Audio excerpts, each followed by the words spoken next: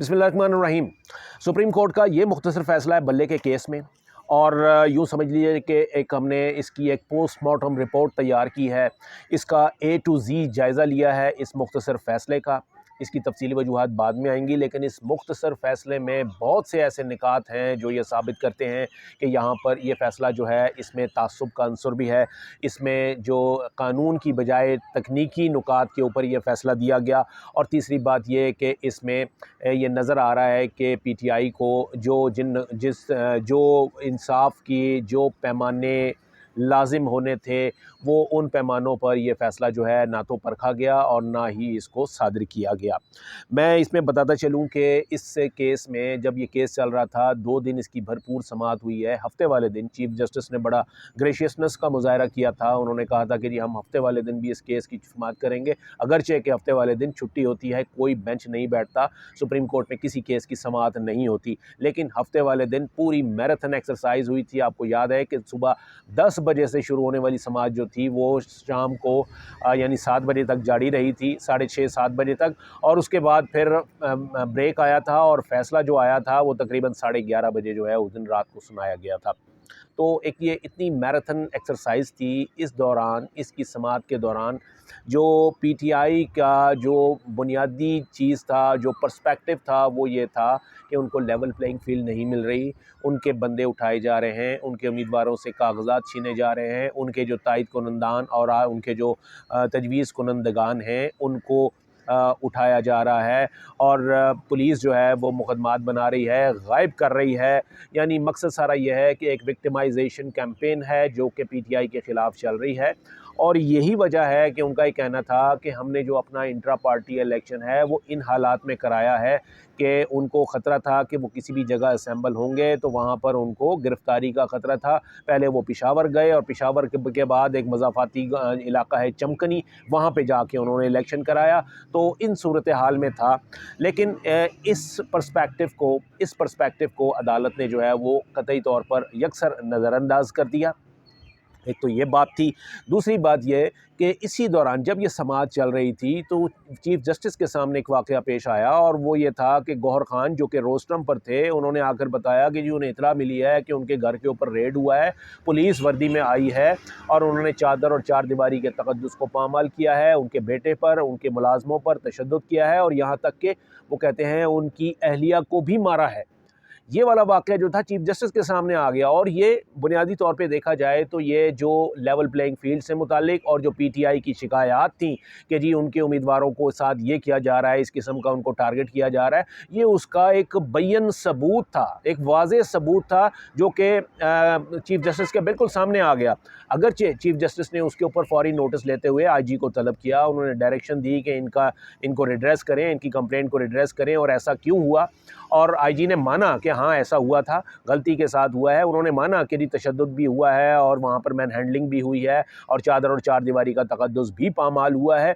लेकिन इसके बावजूद इस इतने बड़े वाक़े को सामने रखते हुए भी PTI की जो शिकायत थी लेवल प्लेइंग फ़ील्ड से मुताल्लिक़ और उनके उम्मीदवारों को हरासा करने से मुताल्लिक़, उसके ऊपर कोई जो है वो नहीं कहा गया। और इस पूरे ऑर्डर में कहीं पे भी उस नुक्ते का ज़िक्र नहीं है कि जी लेवल प्लेइंग फ़ील्ड वाला मामला जो है वो PTI उसको फेस कर रही है। फिर इसके अलावा ये कहा गया कि देखिए इसमें ये कहा गया कि जी PTI को 2021 में 24 मई 2021 को पहला नोटिस भेजा गया था कि आप इंट्रा पार्टी इलेक्शन करवा लें, लेकिन उन्होंने नहीं करवाए। और चीफ जस्टिस यहाँ लिख रहे हैं कि at that time the PTI was in the federal government and some provinces, therefore it can not be stated that ECP यानी election commission of Pakistan was victimising PTI। वो कहते हैं जी चूँकि पहला नोटिस जो था वो 24 मई 2021 को गया था और उस वक्त तो PTI पावर में थी, उनकी हुकूमत थी, रिजीम चेंज से पहले की बात है। इसलिए ये नहीं कहा जा सकता कि इलेक्शन कमीशन ऑफ पाकिस्तान जो है वो PTI को विक्टिमाइज़ कर रहा है। अब इस एक नुक्ते के ऊपर यानी उन्होंने इस तकनीकी फ़ैसले बुनियाद के ऊपर उन्होंने इलेक्शन कमीशन को क्लीन चिट दे दी, इसमें क्लीन चिट दे दी।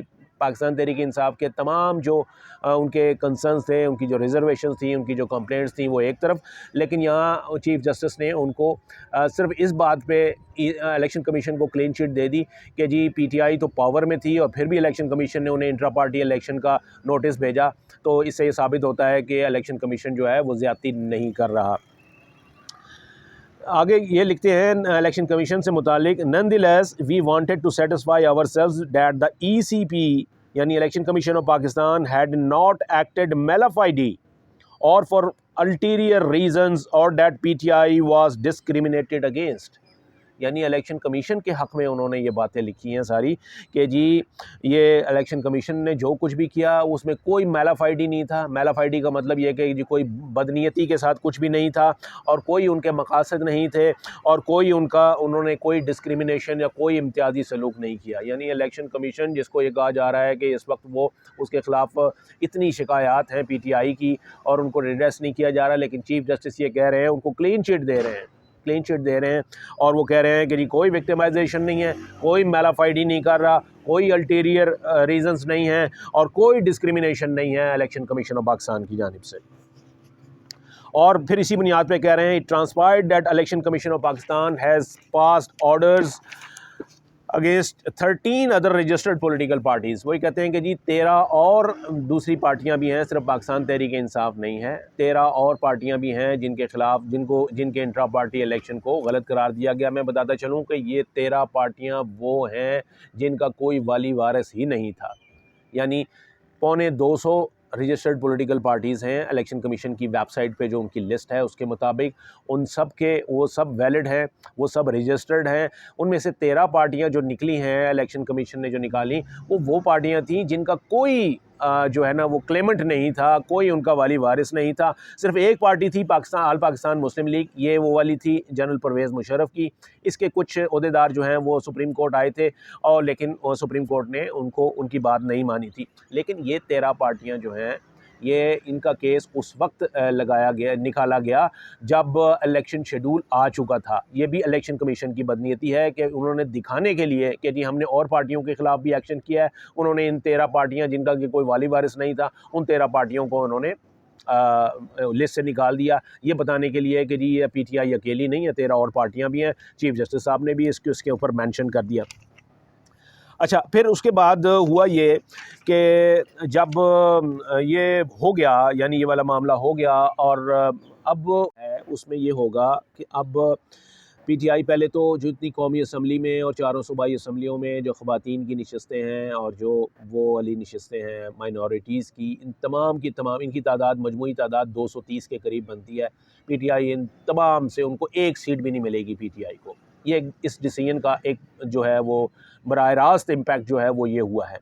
दूसरा बात ये है कि जी इसके ऊपर जब आज़ाद उम्मीदवार अगर पीटीआई के जीत के आएंगे इस इलेक्शन में, क्योंकि यही कहा गया है कि एक बड़ी सियासी जमात है उसके लोग अब आज़ाद लड़ेंगे, आज़ाद जब लड़ेंगे तो हॉर्स ट्रेडिंग का एक ऐसी मछली मंडी, ऐसा एक बाज़ार गर्म होगा यहाँ पर कि जिसकी मिसाल जो है वो शायद तारीख़ में नहीं मिलेगी।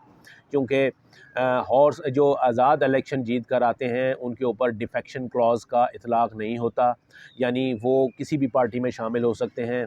वो बल्कि इलेक्शन कमीशन उनसे पूछता है आज़ाद वालों को कि जी आप किस पार्टी में शामिल होना चाहते हैं। तो ऐसी सूरत में पीटीआई के जितने आज़ाद अरकान हैं वो तमाम के तमाम जो हैं उनकी पोजीशन बड़ी स्टेक होगी। कोई भी उनको पैसे का लालच दे के या कोई भी लालच दे के वो उनको, इसलिए कि वो पार्टी डिसिप्लिन के पाबंद नहीं होंगे, वो पार्टी डिसिप्लिन के पाबंद नहीं होंगे। उनके ऊपर जो पार्टी उम्मीदवारों के कानून का इतलाक़ होता है वो उस कानून का इतलाक़ उनके ऊपर नहीं होगा।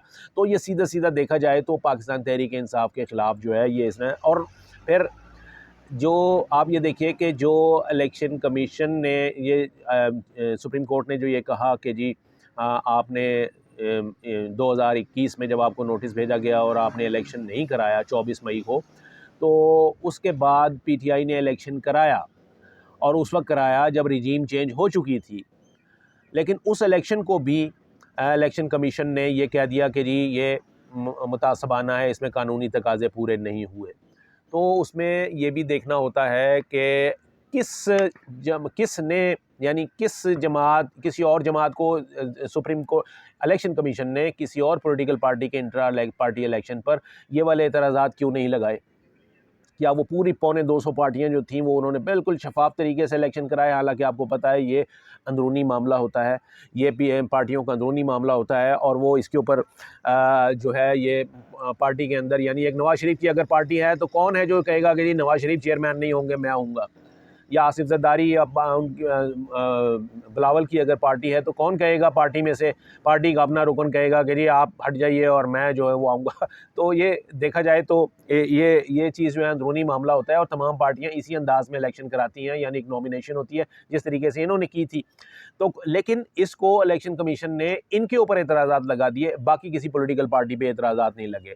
फिर उधर ये दिया गया कि जी हमने इनका इंट्रा पार्टी इलेक्शन चैलेंज नहीं किया, बल्कि वो जो अकबर एस बाबर और दीगर दरख्वास्त गुजार थे उन्होंने चैलेंज किया था।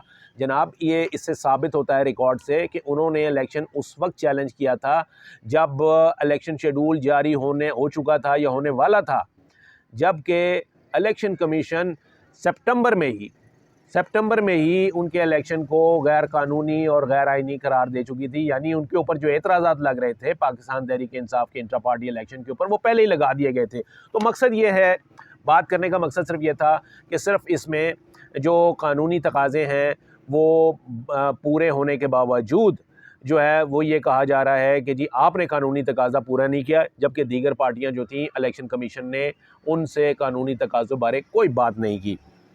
तो नज़र आ रहा था कि ये पाकिस्तान तहरीक इंसाफ के ख़िलाफ़ जो है ये फ़ैसला आना है और आया है। और मेरा ख़्याल है कि जब इसका तफसीली फ़ैसला आएगा, तफसीली वजूहात सामने आएंगी तो मज़ीद ऐसी चीज़ें जो हैं वो सामने आ सकेंगी। और एक बात मैं बता दूं कि इस पर सिर्फ हम लोग ही नहीं, अब बहुत से ऐसे मुबस्सरीन हैं, हमारे जर्नलिस्ट दोस्त हैं जो कि पहले बाकी ये कहते थे कि जी वो काजी फ़ायद ईसा साहब का दम भरते थे और हम भी उन्हें यही समझते हैं, अभी भी हम यही समझते हैं कि वो एक उसूल पसंद हैं और क़ानून पसंद हैं, आइन पसंद हैं और किसी भी किस्म के तासुब से बालातर हैं। लेकिन वो आइन पसंद हैं, कानून पसंद हैं और उसूल पसंद हैं, लेकिन यहाँ पे उनका तासुब जो है वो इसमें झलक रहा है। और बहुत सारे हमारे इंडिपेंडेंट जर्नलिस्ट हैं जो कि पहले काजी साहब के मद्दाह थे, ख़ुद उन्होंने इस फ़ैसले की बुनियाद पर जो है काजी साहब को भी तनकीद का निशाना बनाया है और इस फ़ैसले को भी तनकीद का निशाना बनाया है। मतलब ये उनके मुखालफिन नहीं कह रहे, ये बल्कि उनके हामी जो हैं वो ये कह रहे हैं कि काजी साहब के इस फ़ैसले में तासुब का एलिमेंट जो है वो बिल्कुल जगह जगह आपको नज़र आ रहा है।